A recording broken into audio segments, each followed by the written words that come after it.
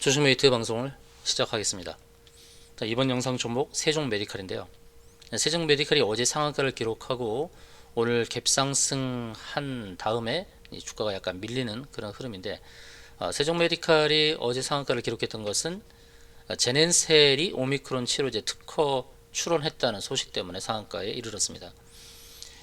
자, 상한가에 이르게 된 소식이 특허 출원인데요.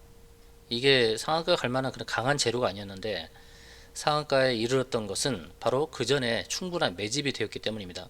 제넨셀은 이제 최대 주주가 세종메디칼이거든요. 세종메디칼 연구진 그리고 바이오벤처 엠바이옴 세러피틱스와 공동으로 실시한 오미크론 변이 대응에 관한 추가 연구에서 치료 가능성을 확인했다고 출원 배경을 설명했죠. 특허를 취득한 건 아닙니다. 특허를 출원한 것입니다. 그런데도 불구하고 상한가를 갖다, 그러니까 지속적인 상승보다는 갭상승할 때 바로 매도 대응했어야 될 것 같은 뉴스라고 보시면 되겠습니다. 그러니까 우리가 뉴스의 속성을 잘 보고 지속 상승 가능할지 아니면 단발성이 그칠지는 판단을 해야 되겠죠. 자, 세종메디칼 이 주가에 대해서 지난번에 제가 이렇게 안내를 드린 바가 있습니다. 세종메디칼 11월 당시가 이제 11월 23일 정도 되는데요.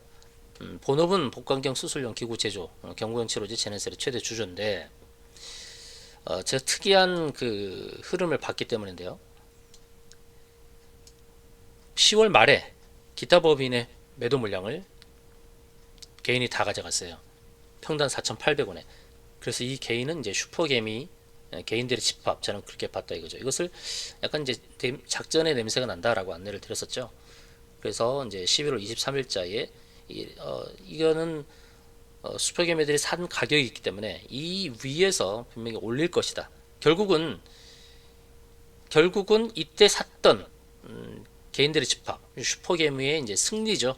승리인데 이 승리를 여기서 마무리 짓는가? 과연 상한가를 치고 그 다음에 또 갭상승하고 이런 상황인데 과연 여기서 마무리 지을까?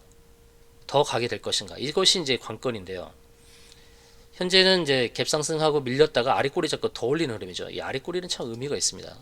주가를 눌러주고 조금씩 더 올리는 그런 흐름이죠. 이제 곧 이제 매도로 대응해야 될 자리가 곧 다가오긴 하는데요. 세종메디칼 그러니까 4,800원대에 매집한 이 주체가 어디까지 올릴 것인지가 이제 관건이 되겠죠. 앞으로의 수급과 거래량 상황을 잘 보고 대응을 해야 될 것입니다. 세종메디칼에 대해서 이제 차근차근히 안내를 드리도록 하겠는데, 주가 급등의 배경은 바로 제넨셀 투자 대상인 제넨셀이 오미크론 관련 특허 출원이죠. 특허 출원하면서 세종메디칼 그리고 관련 종목인 골드퍼시픽도 같이 상승했던 것입니다. 지난 영상에서 이제 그 작전의 냄새가 난다고 언급드렸는데요. 그때 슈퍼개미가 4,800원대 대량 매집을 했다는 것이죠. 그게 10월달 잠깐 10월 27일 부근인데요. 10월 27일 부근 여기 보시면 개인이 이렇게 샀죠. 기타 법인의 물량을 다 가져왔다는 것이죠. 당시에 거의 이제 700억대, 680억대인데요. 전후한 데서 이제 매수했던 걸 흐름을 보면 거의 700억대입니다. 700억대의 매수를 보였다. 오늘 이제 주가 변동이 굉장히 큰데요.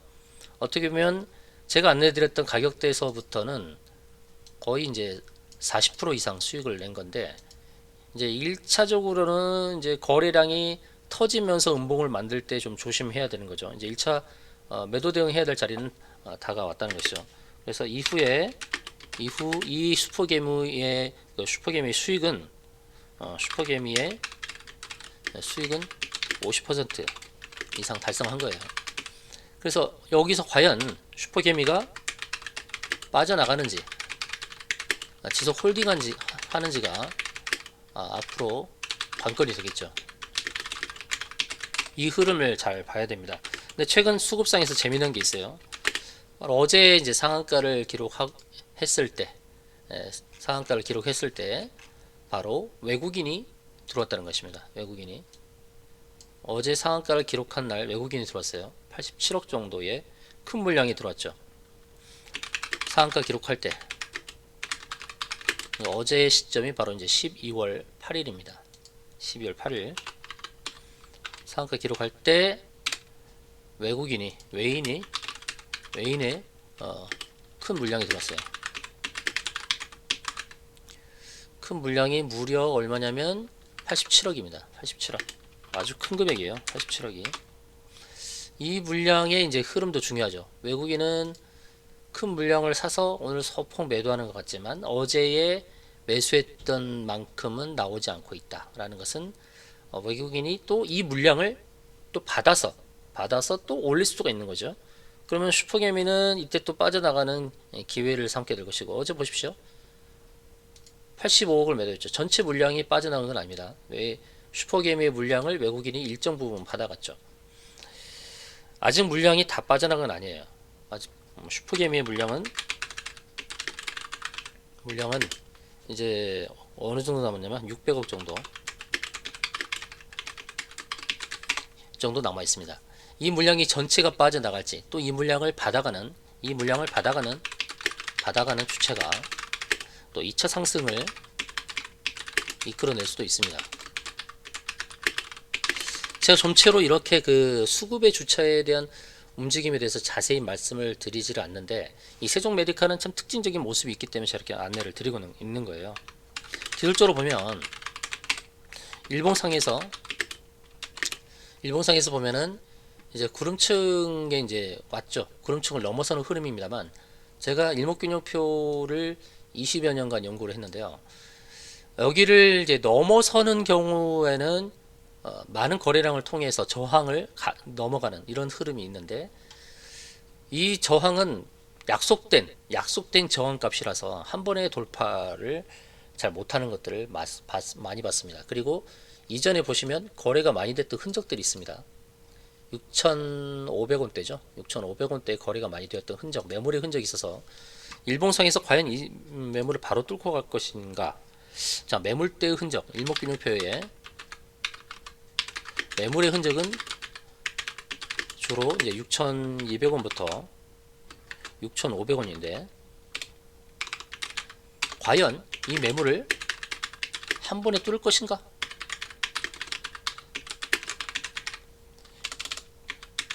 일반적으로는 1차 저항으로 인식하고 눌림이 형성되는 자리입니다. 제 안내를 받으신 분들은 대부분 다 40% 이상의 수익 일 거예요. 제가 매수 시그널로 안내 드린 이후 40에서 50% 수익 구간이라서 1차 저항 때에서는 매도 대응이 바람직합니다. 자, 주봉을 볼게요. 주봉을 보게 되면 전환선 자리가 있죠. 이 초록색 선. 주봉에서는 이제 전환선 자리에 저항이 또 있어요. 전환선 저항 자리를 이제 지금 저항으로 인식하는 상황이다. 전환선은 9개 봉의 평균입니다. 9개월의 평균입니다. 9개월의 고점과 저점의 평균. 이평선은 종가 기준이지만 전환선과 기준선은 고점과 저점을 다 반영하니까 조금 더 정확한 지표일 수 있습니다. 그래서 전환선을 뚫고 가지 않고 여기를 저항대로 인식하고 주가가 이제 밀릴 수 있다는 것이죠. 밀렸다가 다시 상승하는 이런 그림으로 봐야 되기 때문에 지금은 좀 조심스럽게 보수적으로 대응하는 게 좋겠다. 그래서 1차 저항으로 인식하고 눌림이 형성되는 자리이기 때문에 눌림목이 형성될 수 있는 시각으로 보는 것이 바람직하다는 점 저는 그렇게 판단합니다. 그래서 눌림이 형성되는 자리에서 바로 눌림 형성 자리는 또 매수 관점으로 보는 거죠. 그런 다음에 이제 N자형 패턴으로 N자형 패턴 상승을 기대하면서 대응하는 게 좋습니다. 이렇게 해서 이제 2차 목표가를 설정하고 대응을 해야겠죠. 눌림이 형성되면서 다시 2차 목표가를 향해서 갈 수 있다는 것이죠.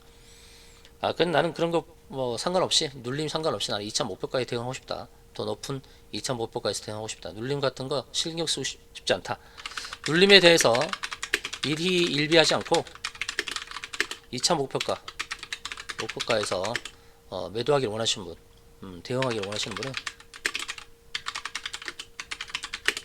이렇게 세종 메디칼 문자 주시기 바랍니다. 그럼 2차 목표가를 안내해 드리도록 하겠습니다.